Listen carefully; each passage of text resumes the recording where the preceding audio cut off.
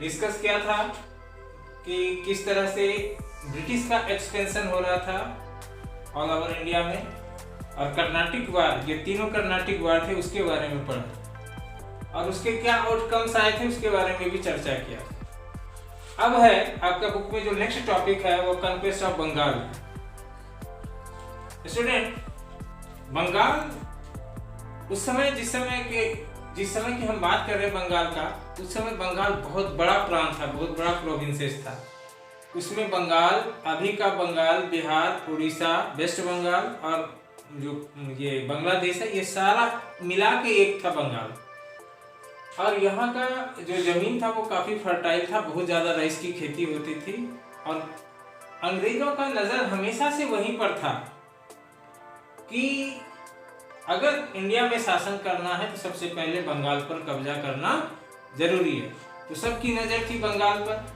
तो conquest of Bengal बहुत important topic है इस चैप्टर का भी, और इंडियन हिस्ट्री, ये पूरे इतिहास, जो 200 वर्षों की गुलामी का ये पहला दरवाजा है बंगाल।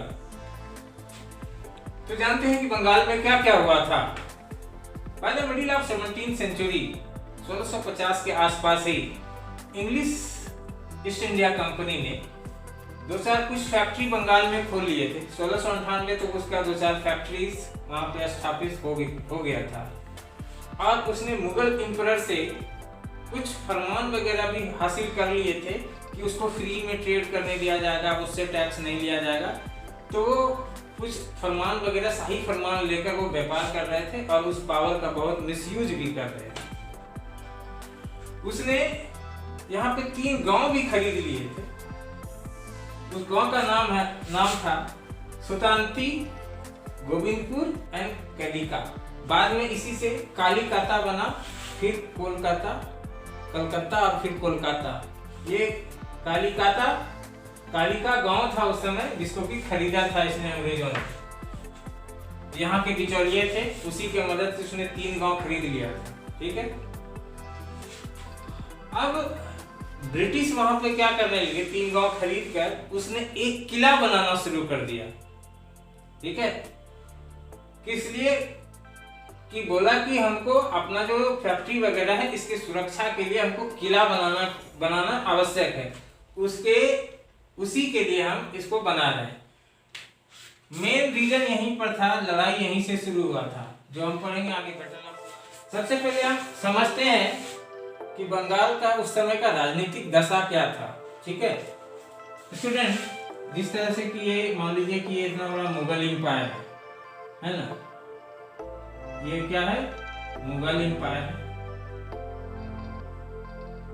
बहुत बड़ा मुगल एम्पायर पूरे भारत में लगभग था उसका। और जो लास्ट सबसे शक्तिशाली जो मुगल बादशाह थे वो थे औरंगजेब, जिनकी मृत्यु 1707 ईस्वी में हो गई। ठीक है, एकदम समझ लीजिए कहानी की तरह, कहीं कोई दिक्कत नहीं। बहुत बड़ा मुगल एम्पायर था, पूरे भारत में मुगल एम्पायर का शासन था। लास्ट जो सबसे पावरफुल किंग थे द ग्रेट मुगल में औरंगजेब थे, जिनकी मृत्यु 707 में हो गई थी। ठीक है। उसके बाद जो लेटर मुगल हुए उनमें उतनी प्रशासनिक क्षमता नहीं थी कि वो इतने बड़े एम्पायर को संभाल सके।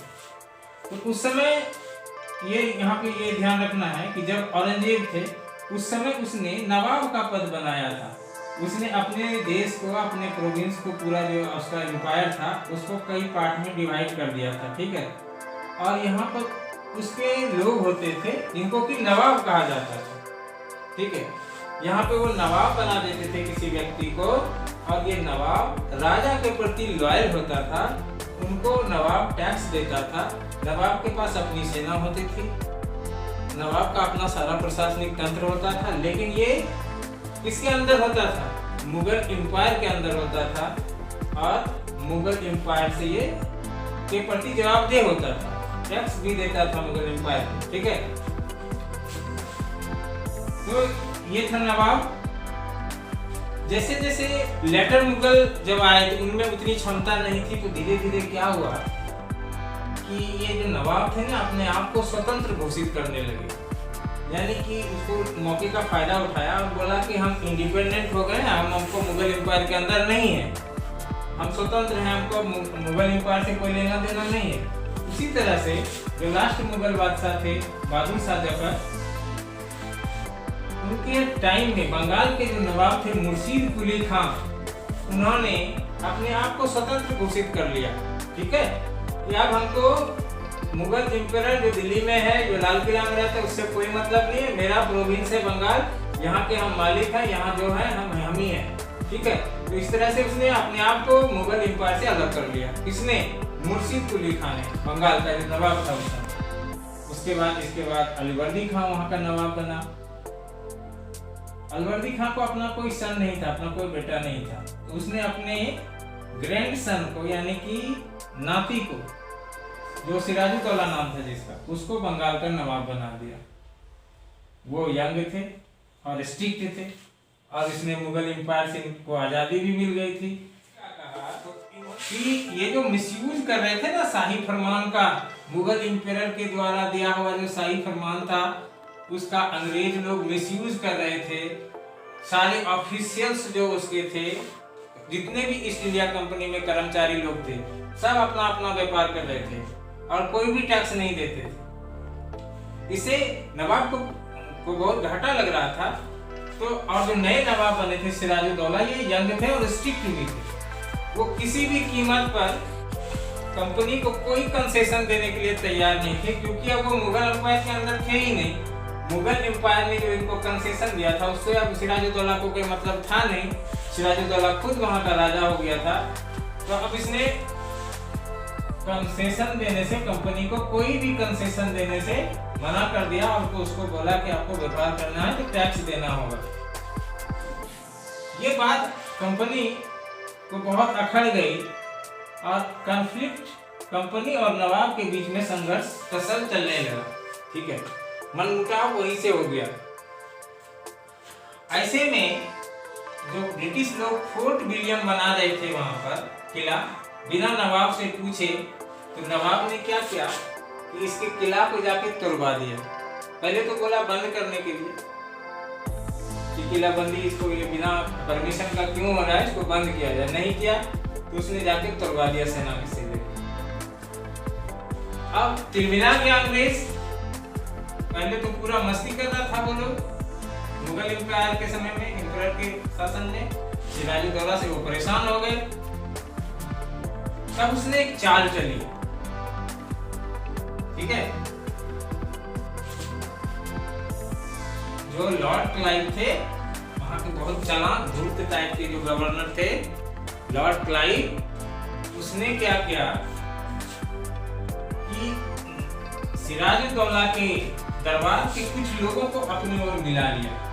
गद्दारों का तो ये है ही जगह, देश है ही, गद्दार बहुत सारे गद्दार मिल जाते हैं। उसी तरह से मीर जाफर एक गद्दार था, जिसको कि क्लाइव ने लालच दिया कि हम तुमको नवाब बना देंगे बंगाल का, जिंदगी भर सेनापति बन के रहेगा, कमांडर से कोई फायदा नहीं होने वाला।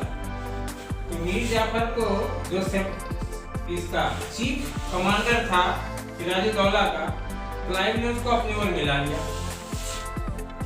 उसके बाद जगत सेठ नाम के एक व्यक्ति थे, बहुत धनी, उसने क्लाइव को धन देकर सपोर्ट किया। ठीक है, कि ठीक है, आपके पास सेना कम है, हथियार कम है, जितना खर्चा होगा हम देंगे, आप युद्ध कीजिए। ये अपने देश के लोग थे। ओमीचंद नाम का एक ऐसा ही मर्चेंट था, ये भी अंग्रेजों का साथ दिया, सिराजुद्दौला का नहीं दिया। ठीक है, तो ये सब गद्दार की वजह से सिराजुद्दौला युद्ध में हार गया, क्योंकि क्लाइव ने इसके साथ युद्ध कर लिया था। उस युद्ध की घोषणा कर दी थी सिराजुद्दौला को। इसके पास मात्र, क्लाइव के पास मात्र 3000 सोल्जर थे और इनके पास करीब 1 लाख सोल्जर था सिराजुद्दौला के पास, है ना। 1 लाख सोल्जर का 3000 सोल्जर। लेकिन इस युद्ध में 50,000 सोल्जर भाग ही नहीं लिए, क्योंकि वो मीर जाफर के अंदर थे। मीर जाफर मेन टाइम में धोखा दे दिया, वो युद्ध में गया ही नहीं। सिराजुद्दौला हार गया और सिराजुद्दौला जब युद्ध से भाग रहा था तो मीर जाफर के बेटे ने उसका पीछा करके इसकी सिराजुद्दौला की हत्या कर दी। सिराजुद्दौला की हार हुई कंस्पायरेसी की वजह से, षड्यंत्र की वजह से, है ना। और बैटल ऑफ प्लासी में वो हार गए। 1757 ईस्वी की बात है। और ये घटना हमारे इतिहास का टर्निंग पॉइंट था।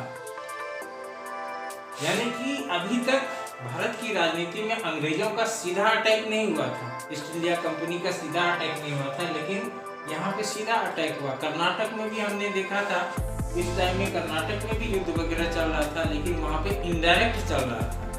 वो आड़ लेकर हैदराबाद के निजाम के पीछे, कोई कर्नाटक के नवाब के पीछे खड़े होकर युद्ध कर रहे थे। लेकिन यहाँ बंगाल में क्या हुआ, आमने सामने का युद्ध हो गया और इस युद्ध में सिराजुद्दौला का हार जाना ब्रिटिशों का बहुत ज्यादा मनोबल बढ़ा दिया।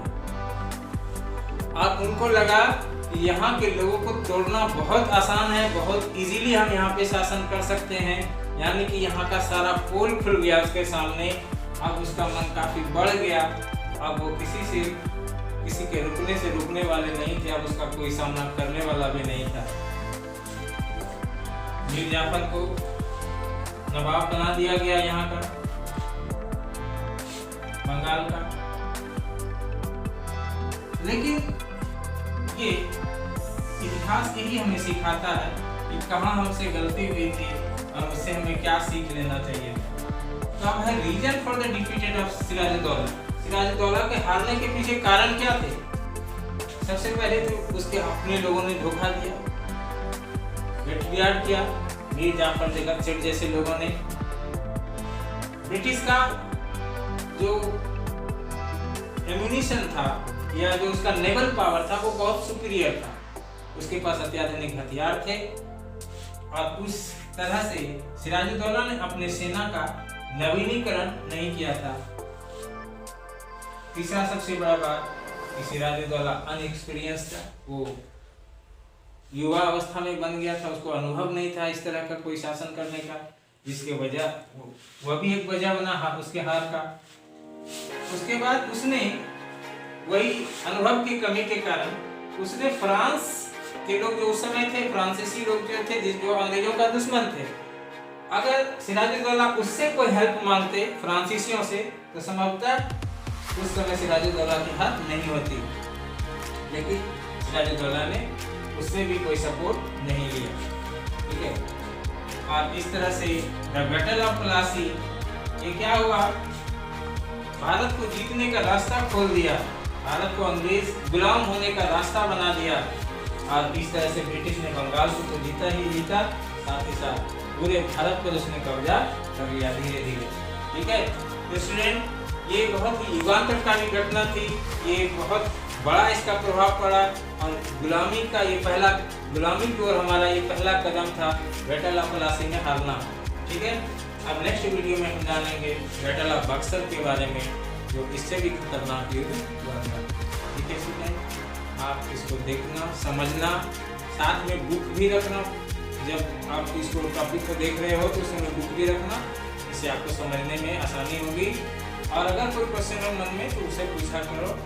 आप लोग, हम देखते हैं कि वीडियो को 7-8 बार बच्चे ही देखते हैं, बाकी सब नहीं देखता है। ये गलत बात है। सबको इसमें इन्वॉल्व करना है, सबको देखना, ताकि सबको फायदा हो सके। ठीक है स्टूडेंट, मिलते हैं अगले वीडियो में अगले टॉपिक के साथ, बैटल ऑफ बक्सर। तब तक के लिए बाय, थैंक यू।